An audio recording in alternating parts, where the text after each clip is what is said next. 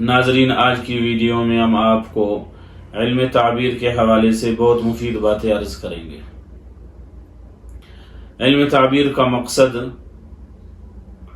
خوابوں کی حقیقت کو سمجھنا اور ان کو پھر درست تعبیر کرنا ہے۔ قرآن پاک میں، احادیث رسول صلی اللہ علیہ وسلم میں اور آثار سلف میں اس علم کو بہت اہمیت دی گئی ہے۔ قرآن کریم میں 7 خوابوں کا تذکرہ ہے۔ پیغمبر علیہ السلام نے اچھے خوابوں کو نبوت کا 46واں حصہ بتایا ہے۔ اسی طرح حدیث پاک میں پیغمبر علیہ السلام نے خوابوں کی تقسیم فرمائی ہے کہ خواب 3 طرح کے ہوتے ہیں: رویا صالحہ، اچھے خواب، اضغاث احلام، یا قرآن پاک میں اس کو اضغاث و احلام فرمایا گیا ہے، شیطانی دھوکہ، حدیث النفس، دن بھر کے خیالات و افکار کا عکس۔ گویا خوابوں کی 3 قسمیں ہیں۔ اب کیسے پتہ چلے گا کہ یہ رویا صالحہ ہے، اچھے خواب ہیں، یہ اضغاث و احلام ہیں، شیطانی دھوکہ ہے، اور یہ حدیث النفس ہے، یہ دن بھر کام کاج، مصروفیت، پریشانیوں کا عکس ہے؟ اس کا پہچان علماء کرام نے لکھا ہے، وہ بھی عرض کرتا ہوں۔ رویا صالحہ کی پہچان یہ ہے کہ وہ نیک اور اچھے اور دیندار اور دیانتدار لوگوں کو آتا ہے۔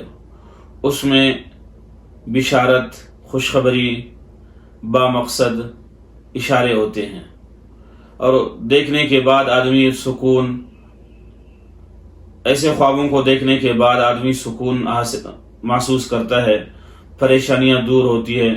عام طور پر اس میں قرآن پاک، تلاوت، حج، والدین کی زیارت، اس طرح کی چیزیں ہوتی ہیں، جس طرح کہ سیدنا ابراہیم علیہ السلام کا خواب۔ اور عموماً ایسے خواب فجر کے وقت آدھی رات کو آتے ہیں۔ دوسری قسم ہے اضغاث و احلام۔ یہ شیطانی دھوکہ ہوتا ہے، شیطان کے وساوس ہوتے ہیں۔ خواب دیکھنے والا اس کا پہچان اس طرح کر سکتا ہے کہ اس میں گمراہی، بددیانتی، آگ، پریشانی، اوپر سے اپنے آپ کو گرا ہوا دیکھنا، اس طرح کے خواب نظر آتے ہیں۔ ان کی کوئی تعبیر نہیں ہوتی، اور پیغمبر علیہ السلام نے فرمایا ہے کہ جب آدمی اس طرح کا خواب دیکھے جو اضغاث و احلام ہو تو اعوذ باللہ پڑھے اور بائیں طرف تھوکے۔ اسی طرح اس خواب کو کسی کے ساتھ بیان نہ کرے۔ تیسری قسم ہے حدیث النفس۔ یہ انسان کے اپنے دن بھر کے کام کاج کی مصروفیت، خیالات، افکار، پریشانیاں یہ نظر آتے ہیں خواب میں۔ ایسے خوابوں کی بھی کوئی تعبیر نہیں ہوتی۔ مثلا ایک طالب العلم ہے، وہ خواب میں امتحان دیکھتا ہے، امتحان حال دیکھتا ہے، یا قرآن پاک کا طالب العلم ہے، وہ اپنے استاذ کو قرآن پاک سنا رہا ہوتا ہے، تلاوت کر رہا ہوتا ہے، اپنے دوستوں کے ساتھ کھیل رہا ہوتا ہے۔ یہ بھی تعبیر کے قابل نہیں ہے۔ ان کو حدیث نفس کہا گیا ہے حدیث پاک میں۔ علم تعبیر کا تعلق بھی گہرا علم کے ساتھ ہے۔ ہر آدمی علم تعبیر سمجھ نہیں سکتا، ہر آدمی علم تعبیر، خوابوں کی تعبیر نہیں کر سکتا۔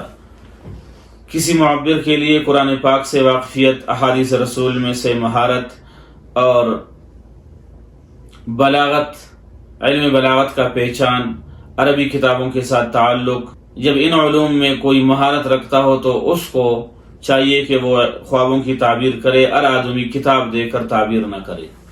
معبر کو چاہیے کہ خواب دیکھنے والے کی خواب کو سن کر بدگمانی اور پریشانی ظاہر نہ کرے۔ بہت سارے خواب ایسے ہوتے ہیں پیغمبر علیہ السلام نے ان کو تعبیر نہیں فرمایا ہے، اور ہر خواب قابل تعبیر بھی نہیں ہوتی۔ معبر کو یہی چاہیے کہ وہ ہر خواب کی تعبیر نہ دے۔